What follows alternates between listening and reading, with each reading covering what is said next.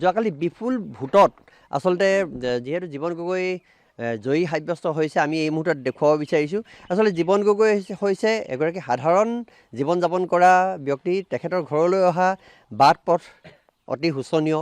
আজি তেখেতৰ বাসগৃহত আমি আছোঁ, আমি তেখেতৰ সৈতে এই মুহূৰ্তত কথা পাতিবলৈ চেষ্টা কৰিম।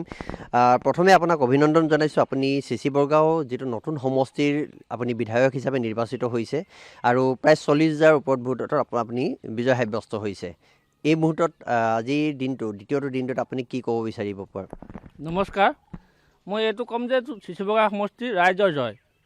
আৰু মই এটাই কৃতিত্ব দিম, আমাৰ দলীয় সতীৰ্থসকলে ধৰক দিলীপ শইকীয়া ডাঙৰীয়াই হওক, মুখ্যমন্ত্ৰী হিমন্ত বিশ্ব শৰ্মা ডাঙৰীয়াই হওক, প্ৰধান বৰুৱা ছাৰে হওক, ৰঞ্জিত পেগু ডাঙৰীয়াই হওক, আমাৰ ভুৱন পেগু ডাঙৰীয়াই হওক আৰু সকলো সতীৰ্থ মোৰ আমাৰ যিমান ভাৰতীয় জনতা পাৰ্টীৰ কাৰ্যকৰ্তা আছে, তেখেতলোকে ইমান এজন গৰীব ঘৰৰ দুখীয়া ঘৰৰ মানুহ উলিয়াই নি মোৰ যি সময়ত ইলেকশ্যন খেলিছিলোঁ মাত্ৰ মোৰ একাউণ্টত আছিলে 10,000 টকা।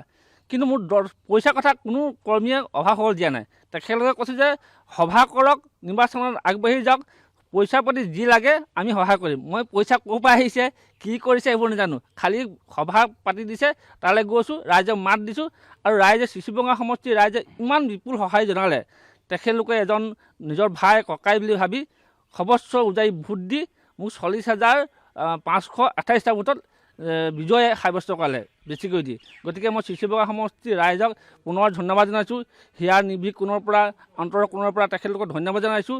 আগন্তুক দিনত তেখেতলোকৰ যিখিনি সমস্যা আছে সেইখিনি মই পৰ্যাপ্তপূৰ্ণে বিধানসভাত উত্থাপন কৰি আৰু সেই সমস্যাখিনি সমাধান কৰিবলৈ যত্ন কৰিম।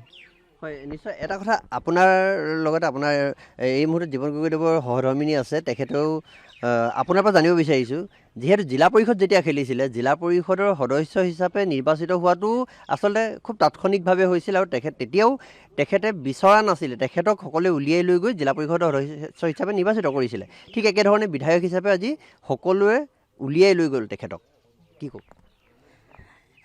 নমস্কাৰ, নিউজ লাইভৰ সকলো পৰিয়ালবৰ্গলৈ মোৰ ফালৰ পৰা আন্তৰিক শুভেচ্ছা জ্ঞাপন কৰিছোঁ।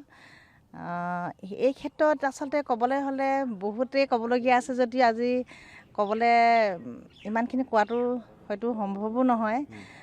তেখেতলোকে জিলা পৰিষদ খেলিটো মানে অকল প্ৰাৰ্থিত্বজন থিয় হওক, আমি আছোঁ সেনেকৈ কৈছিলে। আমাৰ লগত চাগে তেতিয়া অকল 10,000 টকাই আছিলে। তেতিয়াও আমাক মানে দলীয় কৰ্মকৰ্তাই ইমানেই সহায় কৰিলে, মানে ইলেকশ্যন খেলাৰ পাছত আমাৰ 10,000 টকা থকাৰ পাছত 10,000 টকাৰো আমাৰ ধাৰ নহ'ল। সেইটো ক্ষেত্ৰত মানে আমি বহুতেই সুখী। মানে এটকাও খৰচ নকৰাকৈ MLA হৈছে এতিয়া। এতিয়াও এটকাও খৰচ নোহোৱাকৈ হৈছে বুলি ক'ব লাগিব। গতিকেলৈ সেইটো ক্ষেত্ৰত গোটেই সমষ্টিবাসী ৰাইজক কোটি কোটিবাৰ ধন্যবাদ জনাইছোঁ।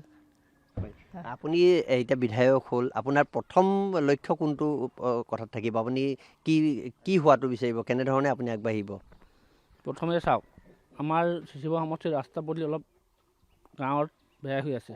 সেইখিনি আমি প্ৰথমতে চেষ্টা কৰিম যাতে সেইখিনি ভাল কৰিব পাৰিম। আৰু স্কুল ঘৰ যিবিলাক এতিয়াও অলপ বেয়া হৈ আছে, সেইখিনি শিক্ষাৰ ক্ষেত্ৰত আমি গুৰুত্ব দিম, স্বাস্থ্যৰ ক্ষেত্ৰতো গুৰুত্ব দিম আৰু সকলো সমস্যা আমি পৰ্যাপ্ত পৰিমাণে সমাধান কৰিবলৈ যত্ন কৰিম। হয়, আচলতে অতি ভিতৰুৱা এটা অঞ্চলৰ পৰা যিহেতু নিৰ্বাচিত হৈছে, এনেধৰণৰ এজন জনপ্ৰতিনিধি আপোনালোকে পাইছে, মনৰ অনুভৱটো কেনেকুৱা আপোনালোকে?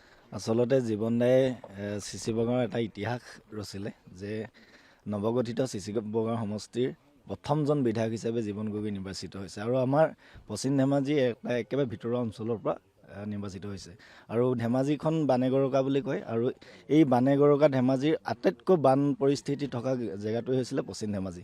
আৰু এতিয়া বানৰ কবলৰ পৰা পশ্চিম ধেমাজি উদ্ধাৰ হৈছে আৰু কৰণীয় কাম কিছুমান আছে। আমাৰ যুৱক যুৱতীসকল যিহেতু বাহিৰত আছে কিছুমান কৰ্মসূত্ৰে, সেই কৰ্মসূত্ৰে বাহিৰত থকা যুৱক যুৱতীসকলক জীৱন দায়ে যাতে ঘূৰাই আনি নিজৰ ঘৰতে থাকি কৰ্মসংস্থাপন দিব পাৰে, তাৰ কাৰণে আমি আশা কৰিম।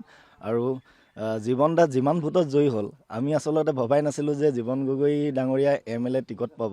সেইটো এটা সপোন আছিলে আৰু আমি ভাবিছিলোঁ জিকিম, আমি 15-20 ভোটত জিকিম, কিন্তু ইতিহাস ৰচিলে যে 40,000তকৈ অধিক ভোটত জয়ী হ'বলৈ সক্ষম হ'ল। সেইটো আমাৰ আজি সপোন হৈ আছে।